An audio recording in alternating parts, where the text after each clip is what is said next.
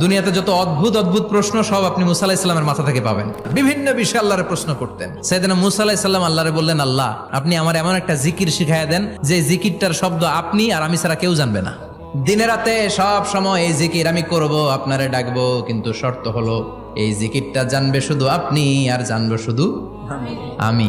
আল্লাহ বললেন, মুসা পড়ো লা ইলাহা ইল্লাল্লাহ।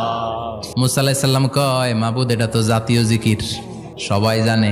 আমি তো চাইছি এক্সেলেন্ট একটা জিকির, কারো কাছে নাই, শুধু আমি জানবো আর আমি পড়বো।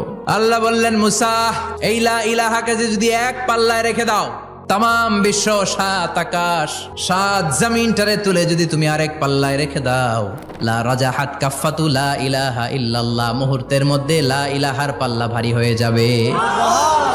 ও মুসা, তুমি যতই এক্সক্লুসিভ জিকির চাও, লা ইলাহার চেয়ে দামি জিকির আমার কাছে নাই।